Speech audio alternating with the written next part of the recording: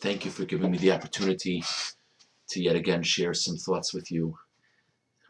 Just to state the obvious, it pains me so much that we're not sharing them in person together, but at least this is one way for us to still connect.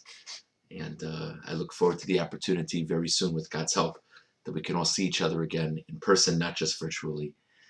I want to take the opportunity to thank everyone on the Holocaust Committee, both from our shul and from KMS, but particularly Debbie Katz, for a tremendous Yom HaShoah program this past week.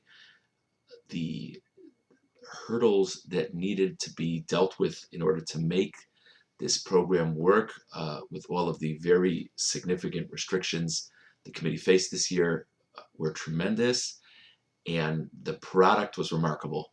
And it's no surprise that Debbie put so much work into it. And again, thanks to her and to all the members of the Holocaust Committee from both shuls and from the broader community.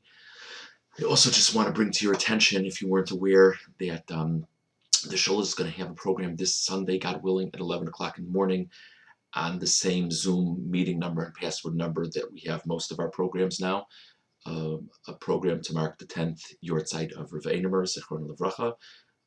We'll be having, God willing, a panel discussion of different people who are part of the shul, grew up in the shul, and I think it'll be very representative of a number of others, and I think there'll be a lot for us to learn from the panelists and to reflect on. And if you knew Rabbi Einemer very well, if you didn't know him at all, either way, I'd really encourage you to take the time. 11 o'clock this Sunday morning, God willing. I very much hope it'll be a meaningful program. One more thing, if I may. The cyber brief should be coming out soon. It might even be coming out by Friday, maybe next week. The shul is creating a new opportunity to honor people, remember people on their Yortzeit, and that is the sponsorship of different shiurim programs, including this video presentation, by the way.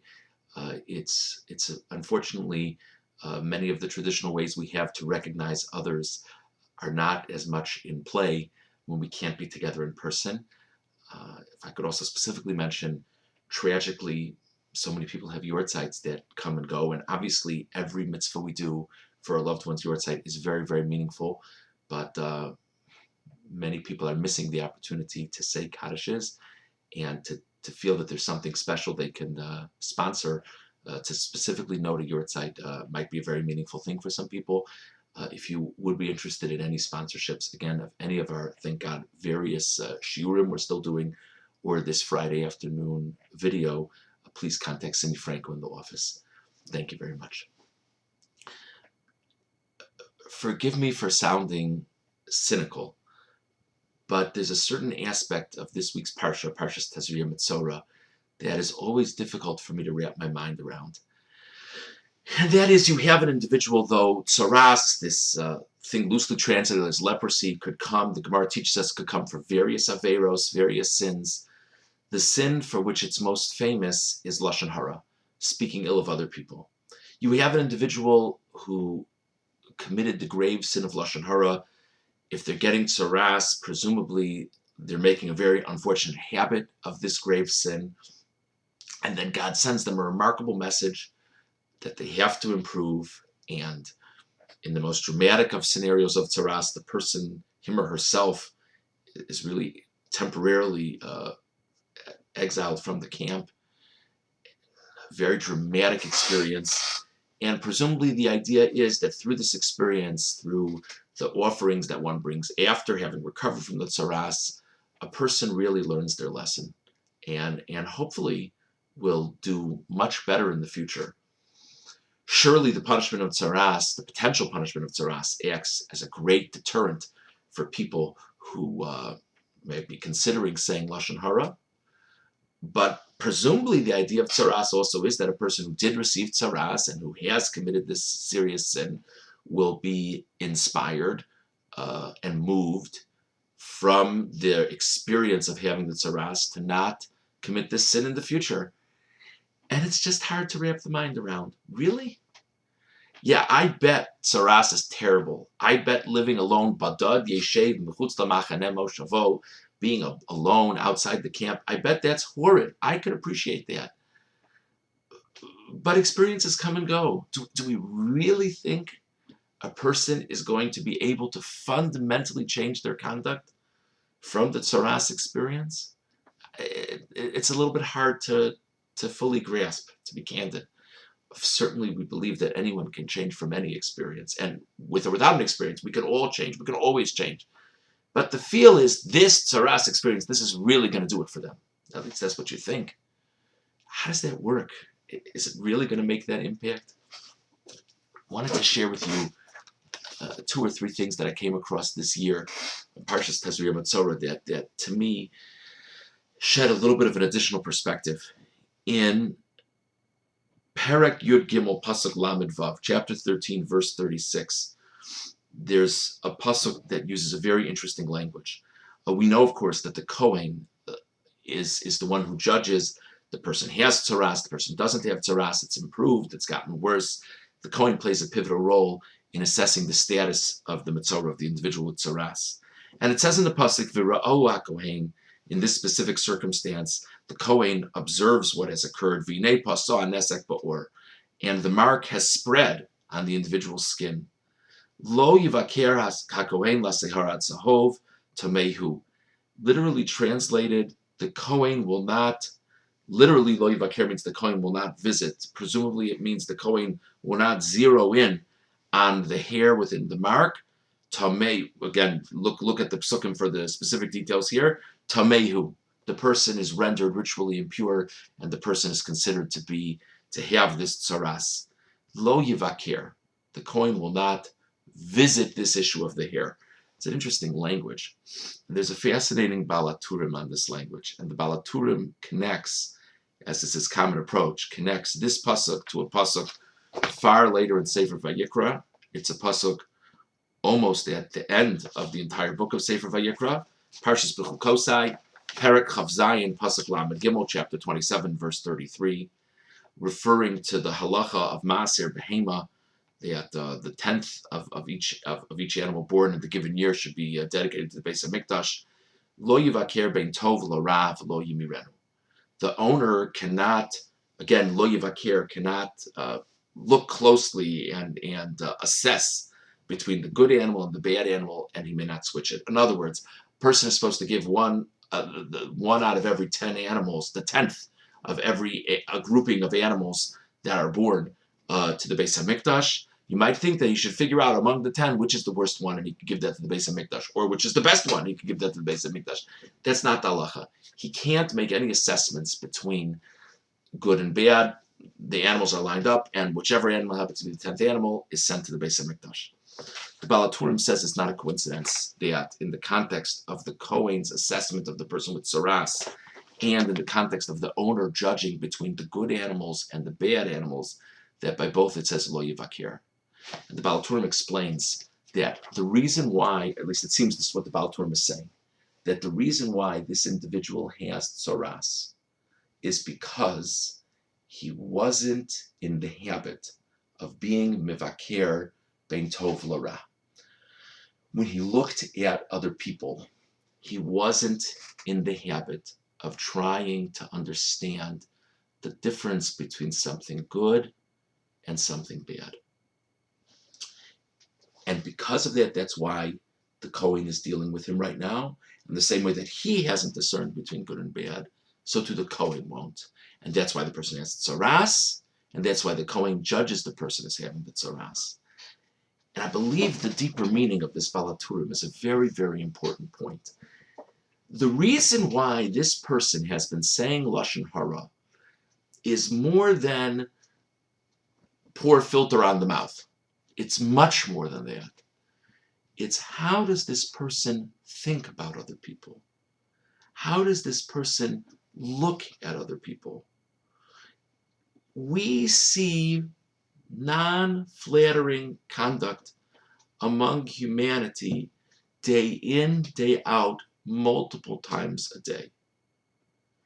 Sometimes we see someone doing something not flattering, and we might say, wow, this person must be having a rough day.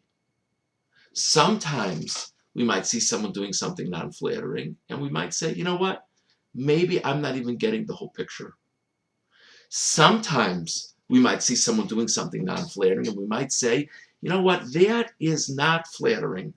But there's another side to this coin. Yes, it's possible the person overreacted. It's possible the person got hot under the collar. But the person applies their passion in so many positive ways too.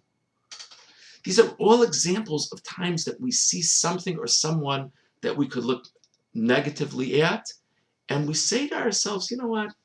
Let's try to be mivakir bein tov l'ra.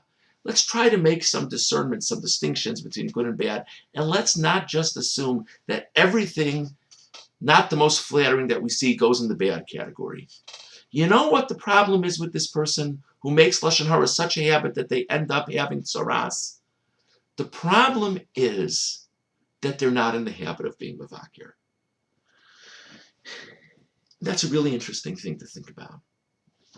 And it's not just that the individual with tsaras is put into isolation and is forced to reflect.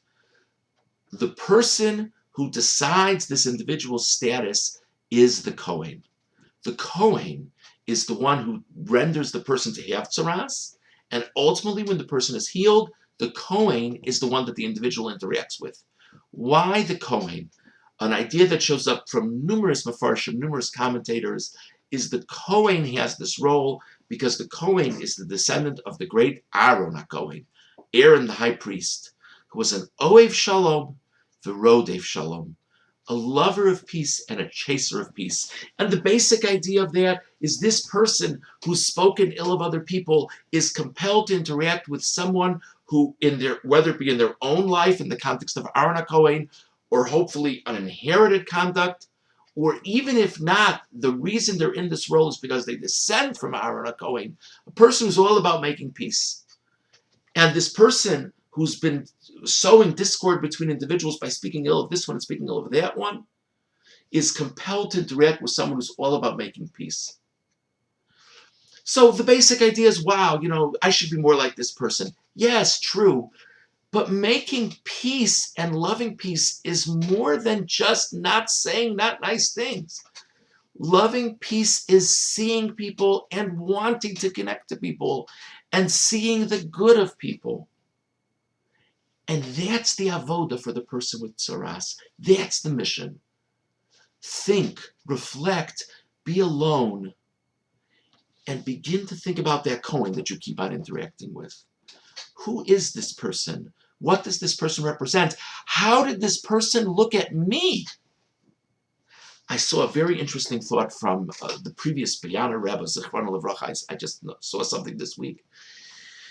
And he says, there's a Mishnah Maseches Negoim that says a Kohen is ineligible to play this role in rendering, making decisions about the person's tsaras if they're blind in one eye. In other words, even if they have vision in one eye, but they're blind in the other eye, they're ineligible. They have to have appropriate vision in both eyes. The B'yana Rebbe said, you know what the significance of appropriate vision in both eyes is? Obviously, this is a deeper idea. But the point is, a person looks at the tsaras with one eye and sees the mark, and presumably sees everything represented in that mark. All the spiritual shortcoming that this person has in that mark. And on the other hand, they need to have a second eye that can see. And as they're looking at this person who clearly has done wrong, they need to see the person's potential. That's part of the Kohen's role. To look upon the person with tsaras with love. That's who this person is interacting with. Let the person with tsaras think, wow, I'm the person who's doing everything wrong, and look at the affection with which this Kohen views me. Look at the respect with which this Kohen views me. How should I look at other people? And I think this idea is uniquely relevant for this very challenging time. Surely, all of us, in one way or another, are experiencing isolation. Some of us are experiencing the most difficult of isolations, literally being alone in our homes. And again, my heart and the heart of so many others goes out to you, particularly when we come into Shabbos. But even those in not as dramatic forms of isolation, many, if not all of us, are lonely right now. We're missing a lot. We're missing being in shul. We're missing schmoozing with each other at Kiddush. We're missing davening as a group. We're missing passing all these people on the street and saying Good Shabbos, even though we could go for a walk and see a person every now and then. So, but here's what I would like to reflect on for a few moments together. What exactly are we missing? And imagine the following thing. Think for a moment. Don't think too long about it, but think for a moment. If you had to pinpoint one person from shul who really gets under your skin. I know none of you have anyone in shul who gets under your skin, but if you did, think of one person in shul who really gets under your skin. Maybe it's a person who talks near you. Maybe it's a person who davens too loudly near you. Maybe it's a person who's a little bit inappropriate at Kiddush, whatever. And now visualize for yourself the moment, God willing, it should be soon, where we're together again, where we're back all in shul. And visualize for yourself the first time you see this individual. What will be your reaction to seeing that individual? I'm sure not everyone would say this, but I think a number of people watching this video would say, I could give the person a hug. I might not feel that way 3 weeks down the road, but I'd love to see anybody from shul. I'd even love to see that person. And now here's my question. Why can you give that person a hug? Why? And my guess is that even the people who would agree that they could give the person who they miss least from shul a hug, I think the vast majority of people who think that, it's because even this person represents being part of the group. And that's very nice. That's very special. But I want to think more about this. If we thought enough about this person, we would want to give the person a hug because of who the person is. Not just because they're part of a group. They're Tselem Elokim. There's a godliness within them. They're part of our holy Jewish nation. Every human being has a godliness within them, and all the more so our cousins, the other members of the Jewish people. If we think hard enough, we can see greatness in that person. It might be difficult, but we can. And on a regular Shabbos, it probably would be too difficult to even try to wrap your mind around that one. But we miss people more now than we normally do. Think about it. Try to think of maybe part of this person's life that we maybe don't fully appreciate. Try to think of good things this person does. Maybe try to analyze, maybe there's something about the person that presses our buttons that has more to do with us than about them. Try to be a mavakir ben tov l'ra. Try to be the type of person who doesn't just put all non-flattering activity into one big pile. Try to have a second eye that doesn't only see what's directly in front of you, but thinks a little bit more deeply into things. It's difficult. But humbly, we have more time to think about things this Shabbos than we do on a normal Shabbos. Maybe we should just try. If I could say one more thing, we have the good fortune of celebrating Yom Ha'atzmaut this coming week. Again, so many things that so many people will miss. There's a communal celebration that I understand is going to be by Zoom this year, God willing, or by some virtual context. So many are used to being there in person, and surely will miss that opportunity. And so many are used to being at the special Yom Ha'atzmaut minyan in shul and saying Hallel as part of a shul, and will surely miss that opportunity. So many people from our shul were supposed to be in Israel for Pesach this year. So many young people from our shul are supposed to be in yeshiva or seminary right now and are still sitting here. There's so much, maybe even more to think about for Yom Ha'atzmaut this year that we're missing, like with everything else in our life. But if we're going to reflect just a little bit on this midah of trying to see the good, this character trait of trying to see the good, even for things that are ostensibly bad, I want to be a little ambitious for a second. There's a certain aspect of life in Israel, or the state of affairs in Israel, that I think we see as exceedingly frustrating.